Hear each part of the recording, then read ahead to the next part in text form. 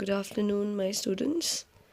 आज के पंचायत समिति आमी करब। पंचायत समिति आपको पता ही है, मैंने आपको बोला था कि ये मिडिल टीयर जो है पंचायती राज का, जो मिडिल स्तर जो है, सेकंड यानी कि दूसरा स्तर जो है, ये पंचायती राज का एक दूसरा स्तर माना जाता है। बहुत सारे स्टेट्स है, बहुत सारे राष्ट्र है जहाँ पे इसका नाम अन्य नाम से जुड़ा जाता है। जैसे मध्य प्रदेश में पंचायत समिति को जनपद पंचायत कहते हैं, आसाम में आंचलिक पंचायत, तमिलनाडु में पंचायत यूनियन काउंसिल, उत्तर प्रदेश क्षेत्र समिति। तालुका लेवल में जो बॉडी है उसको कहते हैं तालुका पंचायत, गुजरात, कर्नाटका और तालुका डेवलपमेंट बोर्ड में।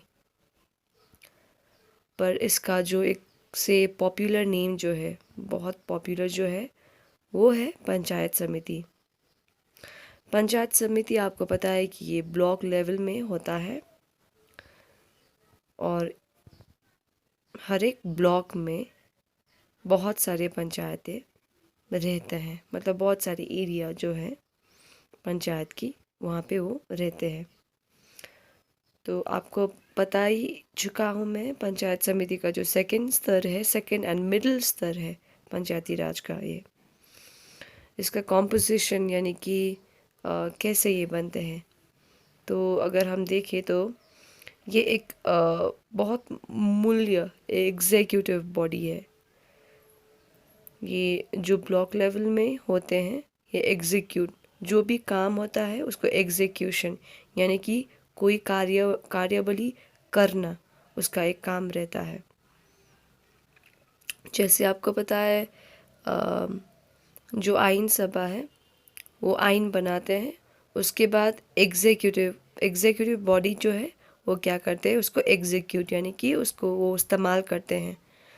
तो वैसे ही पंचायत समिति भी एक एग्जीक्यूटिव बॉडी है जो एग्जीक्यूट करते हैं, जो काम करता है, काम प्रणाली में यूज़ करते हैं, जो ब्लॉक लेवल में रहते हैं।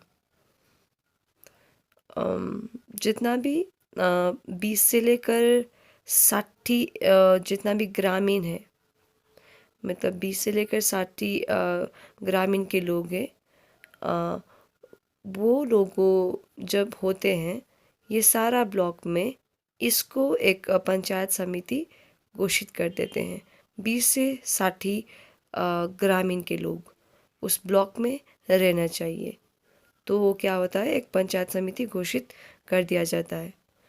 और ये कौन कौन लोग होते हैं, वो इनडायरेक्टली इलेक्टेड मेंबर्स होते हैं। मानो नहीं तो कैसे करते हैं, निर्वाचित इनडायरेक्टली करते हैं, डायरेक्टली नहीं। जितना भी विलेज मेंबर्स हैं,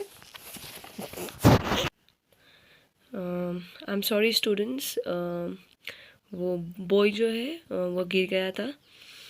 तो हम क्या बात कर रहे थे, पंचायत की मेंबरशिप यानी कि सदस्य के बारे में। जो पंचायत समिति की एक मेंबरशिप यानी कि सदस्यगण जितना भी होता है, वो 6 या 10 सदस्य होता है। जो जितना भी कॉन्स्टिट्यूएंसीज़ के वोटर्स है, वो डायरेक्टली क्या करते हैं, वोट करते हैं, उसको इलेक्ट यानी कि निर्वाचित करते हैं। पर वो किसके एरिया के होने चाहिए, जो पंचायत समिति की एरिया यानी कि ब्लॉक में रहते हैं, वो लोग ही उन लोग को क्या करते हैं, निर्वाचित करते हैं। 1 member of the पंचायत समिति is elected for a population of 15,000। जितना भी 15,000 मेंबर्स होते हैं, वहाँ से एक मेंबर पंचायती समिति का एक मतलब एक निर्वाचित यानी कि निर्वाचित होते हैं। 15,000 से मेंबर्स में एक मेंबर।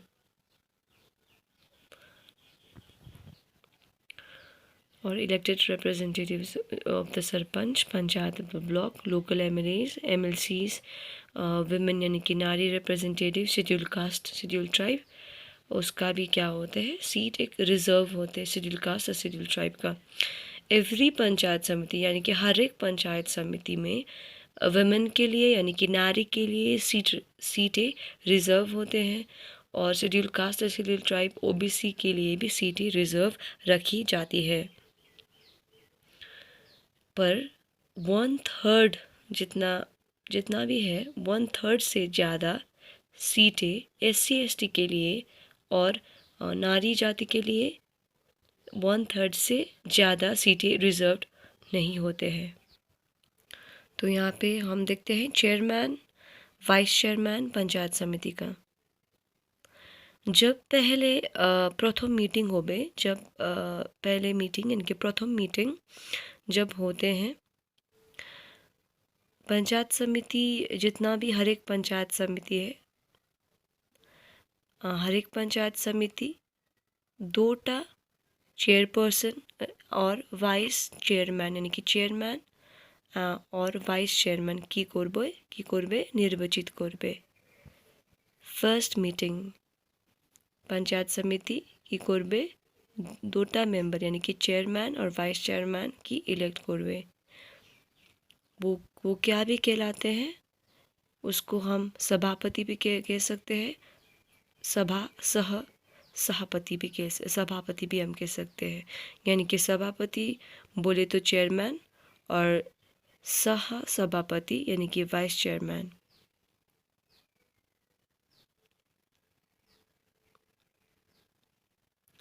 चेयरमैनशिप जितना भी है, चेयरमैन के लिए जितना भी मनोनीत होते हैं यानी निर्वाचित होते हैं, उसमें 1/3 सीटें किसके के लिए रिजर्व रखते हैं, नारी जाति के लिए रिजर्व रखते हैं।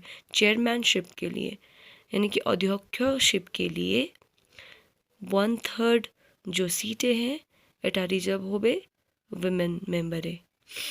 Like some of the offices of chairmen are reserved for members। वैसे ही क्या होता है, जितना भी चेयरमैन के ऑफिसेज हैं वो SC यानी कि शेड्यूल कास्ट के लिए भी क्या होता है, रिजर्व होते हैं। जितना भी काल होते हैं चेयरमैन के पंचायत समिति के लिए, जितना बचर काल होता है उतना बचर चेयरमैन का भी काल होते हैं। यानी कि ये लोग बैठ सकते हैं अपने सीट में। जितना पंचायत समिति का सीट मतलब जितना पंचायत समिति का टेन्योर है, टाइम पीरियड है, उतना ही चेयरमैन का भी टाइम पीरियड बनता है। अगर किसी वजह से चेयरमैन